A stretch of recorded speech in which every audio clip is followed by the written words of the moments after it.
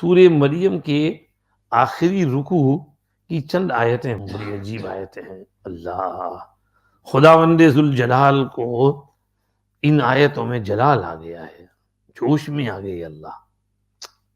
اللہ کا کلام بڑا پاورفل کلام ہے، بڑا پاورفل کلام ہے۔ فرمایا وَقَالُوا اتَّخَذَ الرَّحْمَنُ وَلَدًا، ہائے ہائے، کہہ رہے ہیں جی رحمان نے اپنے لیے ایک بیٹا بنایا ہے۔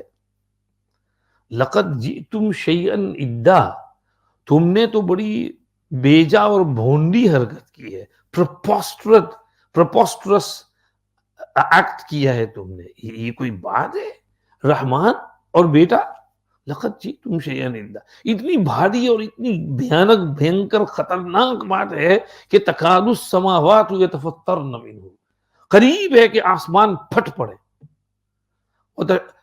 وتنشق الارض، قریب ہے کہ زمین چڑ جائے اور اندر تم کو سولو کر لے، وتخر الجبال ہدا، پہاڑ چیخ رہے ہیں کہ ہم کو اجازت دو کہ ہم نیچے بہ پڑیں اور ہم اپنا سارا ملبہ ان پہ گرا کے ان کو دبا دیں اور اپنے اس میں لینڈ سلائڈ کے ذریعے ختم کر دیں۔ ان دعوا للرحمن ولدا، کہ کہتے ہیں کہ رحمان کے پاس بیٹا ہے۔ وما ينبغي للرحمن ان يتخذ ولدا، ارے ممکن ہی نہیں کہ رحمان کسی کو اپنا بیٹا بنائے۔ وما ينبغي للرحمن ان يتخذ ولدا ان كل من في السماوات والارض الا آتي الرحمن عبدا، جو کوئی آسمان زمین میں ہے وہ ضرور رحمان کے سامنے آئے گا غلام بن کر۔ اشارہ کر دیا عیسیٰ علیہ السلام بھی ایک بندہ بن کر دربار الہی میں حاضر ہوں گے۔ اس لیے یہ کرسمس کا ٹائم ہے، نیٹیوٹی کی پلے چلتی ہے اور بچوں کو یہ سبق پڑھایا جاتا ہے کہ نیٹیوٹی میں یہ ہوا تھا اور عیسیٰ علیہ السلام اللہ کے بیٹے ہیں۔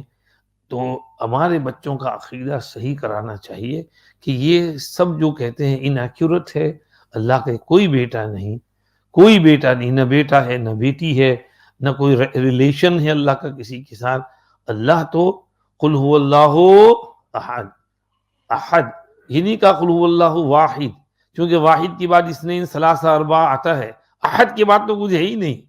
اس کے معنی ہے اللہ ایک ہیں، یونیک ہیں، اسپیشل ہیں، سب سے جدا ہیں، ان کی کوئی مثیل نہیں، شبیہ نہیں، نظیر نہیں، سملیرٹی نہیں، کوئی ان کے جیسا نہیں ہے، وہ ایک ہیں اور اکیلے ہیں۔ اور اللہ الصمد، اللہ بے نیاز ہیں، ساری دنیا سے بے نیاز، ساری دنیا اس کی محتاج، وہ کسی کا محتاج نہیں۔ اور لم یلد، اس نے کسی کو جنا نہیں، کوئی اس کا بیٹا نہیں۔ ولم یولد، کسی نے اس کو جنا نہیں۔ یہ جننے، ولادت، توالد، تناسل کا رشتہ وہاں ممکن ہی نہیں ہے۔